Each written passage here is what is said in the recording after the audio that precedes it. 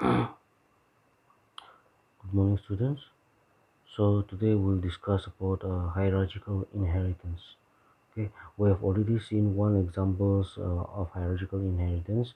If you remember that triangle, rectangle, that particular program. Okay, so uh, we have a program in the textbook. Okay, yes, it looks like a lengthy program, but we have already seen this in the previous uh, it's in the previous page. Okay, we have already seen this particular program, and on that program only there's some new additions. Okay, so I'll just explain this program very fast. Okay, so if you see this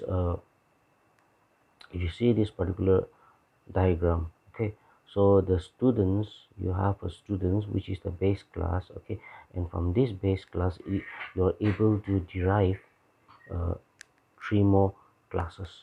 So under that you have arts, science, and commerce, right? So students can be of the arts stream, science stream, and commerce stream.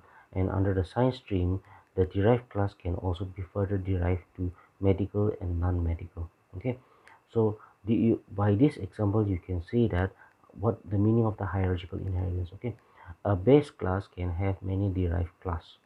Okay, so this derived class has its base class, that is science. Okay, and this science is the derived class for these students. Okay, so you have two base class. One derived class acts like the base class for these two derived class. Okay, so in general you have only one base class, and you have all these as the derived class. Okay, so uh, here in this, if you consider our previous example of class base EMB and derived EMB, so we have already seen this particular program, base EMB and derived EMB. So in there we can add another class, that is derived customer. Okay, derived cust, which follows the same features of base EMB class. So this derived cust will inherit from the base class base EMB. Okay, so now let's move on to the program.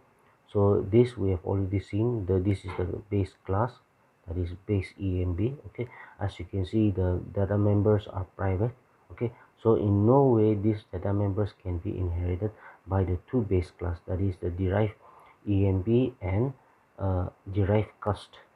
Okay, so but the members of this base EMB are public, so we have input data and display, and with no return type. Now the derived class is inheriting from the base class, and the base class is made accessible as public. The access specifier is here is public. Okay, so whatever members the base class has will be publicly accessible by the derived class. But if it is private, if the data member is private, in no way this data member can be inherited by the derived class. Yes, this so but these public members, these two input data and display, these members can be accessed by the derived class. Okay, it is not written here. Okay, but just assume that this is written here. Okay, it will not be visible in here, but this can be implicitly called, okay, when it is needed, or explicitly called also. Okay, so the derived class name is derived EMB. It has its own private data members, that is double salary gross and float DA HRA. These data members are private for this class only. Okay, and since this class will use these data members within its own function body, and it has its own public member functions, that is input salary, calculate DA, HRA, gross, and salary. Okay, and again if you see that this derived class or subclass for base EMB, so we have a new class, okay, that is called derived cust, which again inherits from the base EMB, and also this is made as public, so publicly inheriting the base class members. Okay, so here the derived cust, the derived class, the derived cust has its own private data members, that is int, account number, and float balance. So this tells the details about the customer, the customer account and the customer balance, and then customer read cust and show cust. So it has two member functions to input the data and display the data.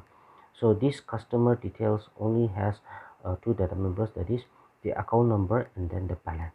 Okay, so it is inheriting from the base class. So that way, uh, by this colon, okay, it shows that this derived class, okay, belongs to the base class base emb. Okay, so we have two derived class here. We have two derived class, okay, that belongs to the base class emb. But keep in mind that this derived class, okay, is related with this class also. Why? Because here we have the employee code, employee name, and employee designation, and here tells details about the employee salary, gross, DA, and HRA. Okay, so now why is this private and this is also private, right? So which means that, okay, only the derived class can have access to these members, and only this uh, uh, only the base class can have access to these members by these member functions. Okay, so that way what happens is that none other class which is not derived from which is not derived, okay, can not access these members and these members. Okay, or non-member functions, okay, functions which does not belong to this class cannot access these private data members at all, so which enhances the security. Okay, so privacy is maintained because of that. So that means only with the help of these member functions, okay, or these member functions, the data members can be accessed. Okay, so that is why we have the private access specifiers. Okay, similarly for the customer also, the customer account and customer balance is private. So that means it's like protected only. Okay, so if we come back to so these are all similars like in the last class that I've explained. Okay, so if you come to the main function, in the main function, the derived class has declared an object emb, and the derived cust, the next derived class has also declared another object called as cust. Okay, so the constructors will be invoked automatically. Okay, so you have two objects, that is emb and cust. So emb will access the employee information, and cust will access the customer information, and it will display the customer information. So objects, okay, to access the member functions and the data members, okay, of the employee, and cust to access the member functions and data members of the customer, like that. So in here emb dot input salary, so object is calling this member function input salary, okay, to it is invoking this member function, so input salary. So here we go back to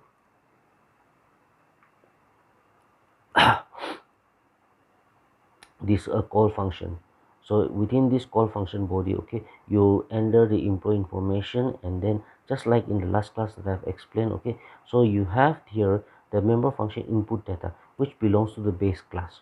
Okay, since if you remember that under the derived class, the base class has been made accessible publicly, okay, so the member functions can be accessed. So this input data belongs to the base class member function, right? So it is written here. So it calls this uh, member function, and it executes this call function body. Okay, so this function definition section, this function body gets executed, and so from there you are able to enter the employee code, employee name, and employee designation. Okay, then after that, then in the next line statement, the object cust calls this member function read customer. Okay, so here this function body gets executed, and from there you enter the information for the customer. So again it invokes this member function that belongs to the base class. Okay, so here again this function body gets called input data. Okay, so here you enter the information for the customer, that is C in EMB code. Okay, EMB name, EMB designation. Yeah, one thing that you'll observe in here, okay, student, just remember that this program, okay, yes, it's not practically correct, because here you are supposed to enter the details for the customer right here. In here, read customer, so you are supposed to enter details for the customer.